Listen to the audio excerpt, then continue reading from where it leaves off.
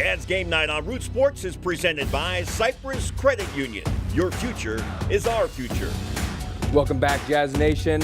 I'm Bradley Wells. Before we get into the game, we have a little bit of story to show you about Greg Foster, who is currently an assistant coach for the Milwaukee Bucks. But he was a former Jazz man during the Western Conference Championship years. And we had a chance to sit down with him and reminisce about those days.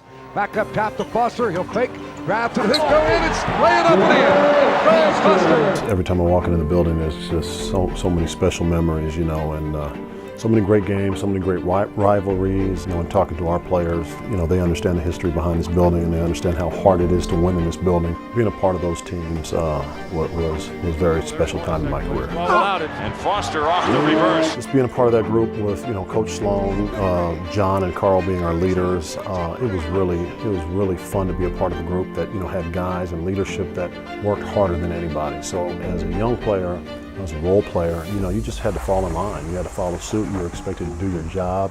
I think everybody took pride in doing their job is what I remember the most. There were no off days, and if you were hurt, you better really be hurt because John and Carl weren't going to miss a day. So for the rest of us, we picked up the slack and we played through pain, adversity, or whatever else it took, and to win ball games.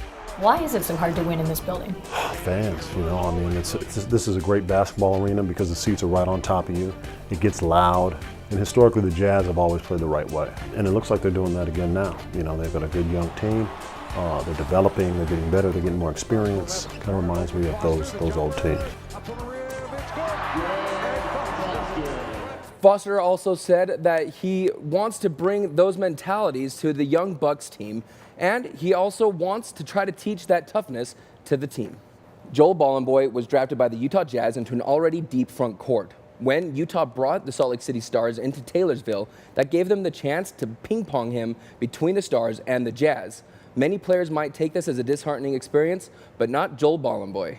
Joel Bolomboy is tearing up the developmental league in the same manner he dominated the Big Sky Conference during his illustrious college career at Weber State. Bolomboy, what a great feed down on the baseline. Because of the logjam at his position with the Jazz, Bolomboy has made multiple trips to the Salt Lake City Stars to get him minutes. For some players, being assigned to the developmental league might mess with their heads. Not Bolomboy. I don't think it's disappointing at all. I just got to stay focused and just continue to get better. That's the way I see it. Like, they would rather have me play than sit on the bench. I see that as like an investment in the future. The dual responsibility does present a unique challenge. It's tough enough to be a teammate to 14 other professional athletes, but Bolomboy has become a teammate on 2 teams. I definitely do feel like I'm a part of both teams, and I've been with the Jazz for like several months now, so I think I've gotten comfortable with a lot of the guys on the Jazz and on the Stars, so that's good. So when I come back, it's like I'm not the new guy. Before his first assignment, he sat down with Jazz general manager Dennis Lindsey, who spelled out what was expected of him. We definitely have the talent, so he told me he wants me to impact the game enough to where we get wins. So that's what I'm trying to do, just win. Bolomboy says even though the role is different at the D-League level, he's more of a focal point and counted on nightly to be a catalyst for the team's success. He feels no pressure. Personally, I know I'm a really good player, so when I come down here, I just focus on playing like the best defense I can and trying to get every rebound I can and just leading the guys. The success with the Stars confirms what Joel already knew. He can compete as a professional basketball player at the highest level. That's it, JB! Yeah, that's a foul! Good job, JB! For now, Bolomboy will work on his game, make the most of his minutes, and be patient. Joel Bolomboy said that he's going to continue to improve his skills, make the most of his opportunity, and be ready whenever the Jazz need him.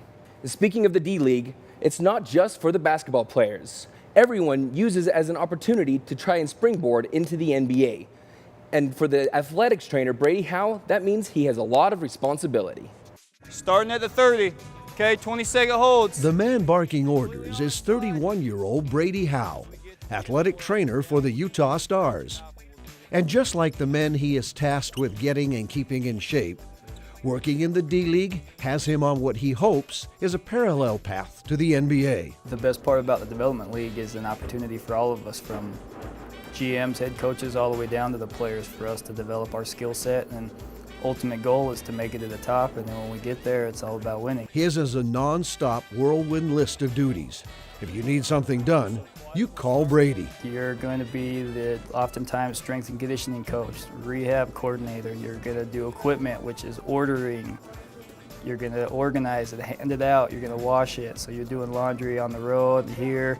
You're setting up the arena, you're setting up locker rooms. So there's a lot that goes into it that a first-year athletic trainer would come to this position and think that they're just an athletic trainer and have a wide-eye experience. Brady started out with the old Utah Flash, moved on to his alma mater, Weber State, and then the Idaho Stampede before the team relocated to Salt Lake this season. The Utah Flash, as well as my first year at the Idaho Stampede, there was a lot more roles, such as you're the bus driver.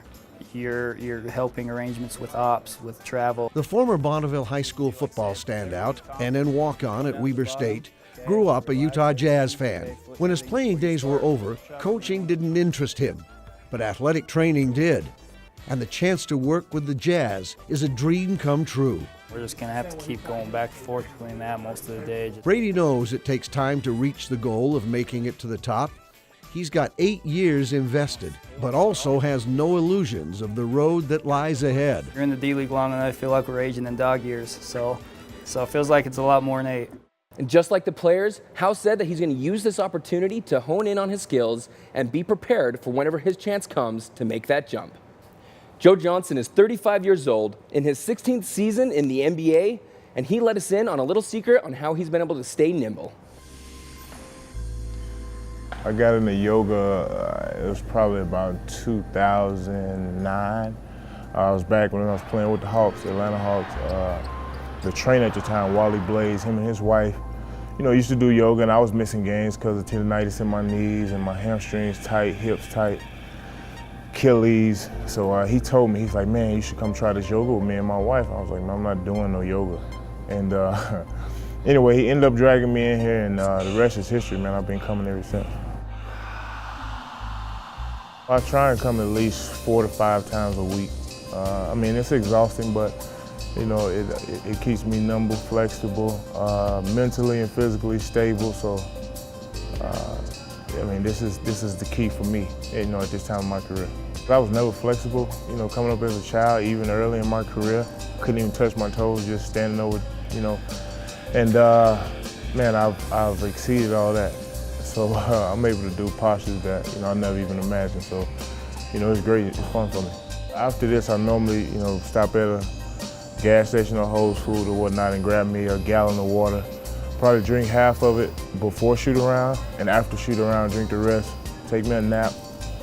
Wake up, eat, drink plenty of more water, and I head on down to the arena. Bikram, or hot yoga, is practiced in a room from 95 to 108 degrees Fahrenheit, and it helps focus on balance and flexibility. Coming up, the Utah Jazz take on the Portland Trail Blazers in one of the last games of the season, and it's a big one. You don't want to miss it.